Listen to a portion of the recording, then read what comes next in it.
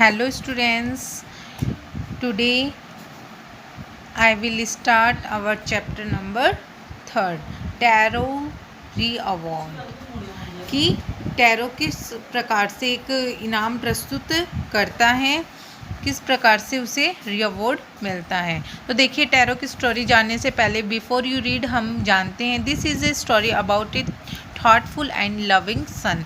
ये स्टोरी एक ऐसे बेटे के बारे में है जो कि बहुत ही प्यारा बेटा है अपने पेरेंट्स का। He works hard to fulfil his parents wishes and get some unexpected help. कि वो अपने पेरेंट्स को बहुत ही ज़्यादा प्यार करता है और उनके लिए बहुत ज़्यादा मेहनत करता है। और क्यों करता है? क्योंकि उनकी विशेष और उनकी जो इस प्रकार की जिसकी वो उम्मीद भी ना कर सके, वो हेल्प करना चाहता है उनकी। ठीक है, तो देखिए वो किस प्रकार से अच्छा साबित होता है। क्या होता है इस स्टोरी में हम लोग पढ़ते हैं। ये young would cutter name tarot lived with his mother and father on a loner high hillside। कि जो यंग होता है वुड कटर, जिसका नेम क्या होता है? टैरो होता है, और वो अपने माता पिता के साथ लॉनली में हिल साइड में रहता है। All day long he chopped wood in the forest. वो पूरे दिन लकड़ियाँ काटता रहता है। Though he worked very hard, वो बहुत हार्ड काम करता है। He earned very little money, परंतु वो बहुत ही कम पैसे कमा पाता है। दिस मेड हिमसेल्फ सैड, और यही चीज़ उसको बहुत ही ज़्यादा दुखदायक बनाती है। For he was a thoughtful son and wanted to give his all parents everything they needed. वो बहुत ही अच्छा और बहुत ही ज़्यादा थॉटफुल क्या होता है? सन होता है अपने पेरेंट्स का, और वो अपने पेरेंट्स बूढ़े माँ बाप की सारी आवश्यकताओं को पूरा करना चाहता है। वन इवनिंग, एक शाम, जब Taro and his parents were sitting in a corner of their hut a strong wind began to blow. कि जब वो टैरो और उसके पेरेंट्स एक दिन अपनी झोपड़ी में कॉर्नर में बैठे होते हैं, तो एक बहुत ही तेज़ी से हवा जाती है, गुजरती है। It whistled through the cracks of the hut and everyone felt very cold।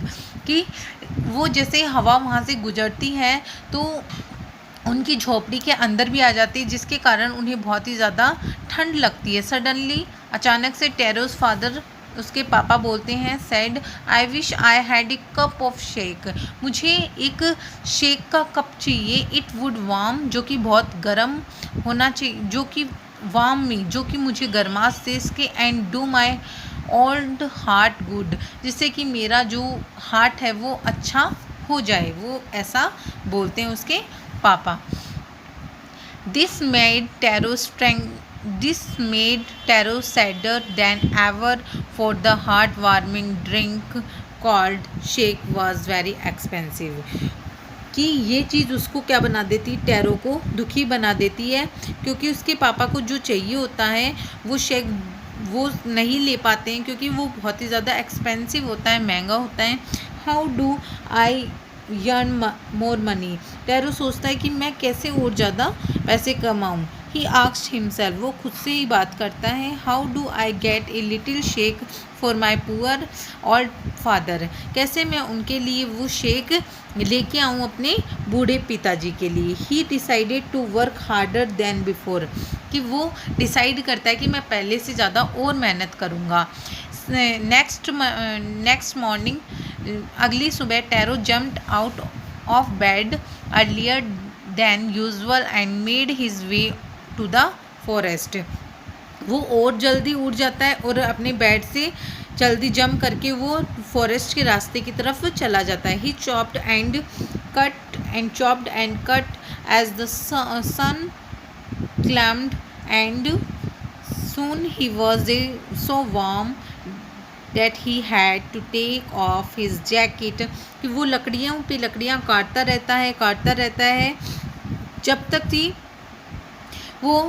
तक कि सूरज वो लकड़ियाँ पे लकड़ियाँ काटता रहता है जब, और सूरज बहुत ही ज़्यादा आ जाता है तो उसको बहुत ही ज़्यादा क्या लग जाती है, सूरज से गर्मी लगने लग जाती है और वो अपना जो जैकेट है वो उतार देता है। His mouth was dry and his face was went with sweat. उसका वो पूरा जो मुंह होता है वो गीला हो जाता है और उसके फेस पे थोड़े पसीने आने लग जाते हैं। माई पुअर ओल्ड फादर, मेरे बूढ़े गरीब पिता, ही थॉट, वो सोचता है, इफ़ अगर only he was as warm as I, कि मैं ऐसा करूँगा तो ही उन्हें गर्माश महसूस होगा। वो ऐसा खुद से ही बोलता है।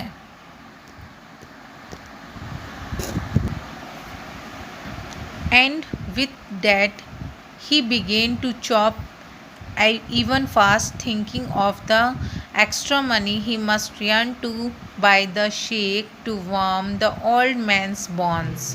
कि वो ये चीज़ सोचने के बाद में और भी जल्दी लकड़ी काटनी शुरू कर देता है, क्योंकि उसके मन में होता है कि वो एक्स्ट्रा पैसे कमाएगा तभी वो ज़रूर उनके पिताजी के लिए वो गर्म जूस खरीद पाएगा, जो कि उनकी हड्डियों के लिए बहुत ही ज़्यादा क्या है, ज़रूरी है। देन सडनली, अचानक से, टैरो स्टॉप चॉपिंग, वो टैरो स्टॉप कर देता है लकड़ियाँ काटना।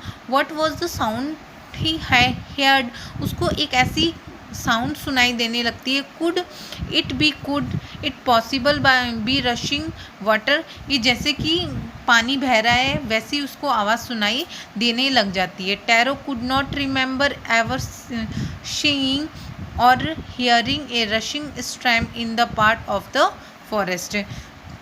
टैरो ने ऐसी आवाज़ कभी नहीं सुना और कभी नहीं देखा कि ऐसे इस जंगल में जैसे झरना बह रहा हो, ऐसी आवाज़ उसने कभी नहीं सुनी और ऐसा देखा भी नहीं।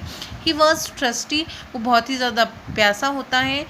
The x dropped out of his hands and he run in the direction of the sound, वो अपनी कुल्हाड़ी को छोड़ देता है और उसी डायरेक्शन में चला जाता है जहाँ से वो आवाज़ आ रही होती है। Tarot so a beautiful little waterfall hidden behind a rock, tarot देखता है कि बहुत ही सुंदर झरना बह रहा होता है रॉक के पीछे, चट्टानों के पीछे।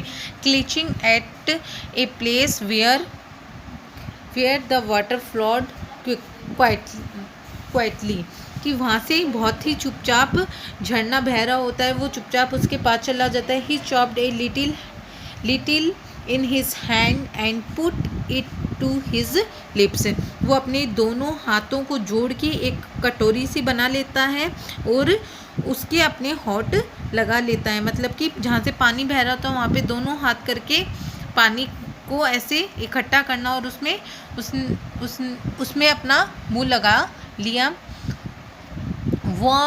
वॉज इट वाटर, ये जो पानी था उसमें, और वॉज इट शेक, वो उसको शेक जैसा लगता है। ही टेस्ट इट अगेन, वो उसको अगेन टेस्ट करता है एंड अगेन, और दोबारा टेस्ट करता है। And always it was a delicious shake instant of cold water, उसको ठंडे पानी की वजह से वो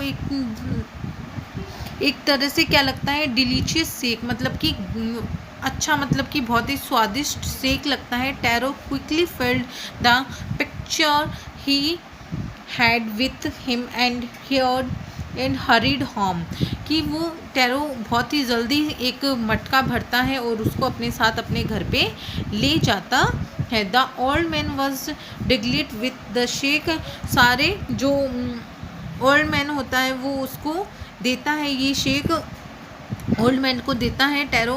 after only one swallow of the liquid he stop shivering and did a little dance in the middle of the floor, कि जैसे ही वो जो बूढ़े व्यक्ति होते हैं वो जैसे ही उस लिक्विड को पीते हैं थोड़ा सा, और वो क्या करने लग जाता है, डांस करने लग जाता है फ्लोर के मिडल के अंदर के, मतलब कि उसको ऐसे लगने लग जाता है कि जैसे उन्होंने घूंट पिया है तो उनको ऐसे उसको टैरो कैसे लगने लग जाता है कि हाँ मैंने वास्तव में इनको क्या पिला दिया, शेक पिला दिया, वो ऐसा सोचने लग जाता है और ये सोच के वो क्या करने लग जाता है, डांस करने लग जाता है। ओके स्टूडेंट्स, और जो इससे अगला जो पार्ट है आपके चैप्टर का वो हम अगली वीडियो में डिस्कस करेंगे। Okay, thank you students.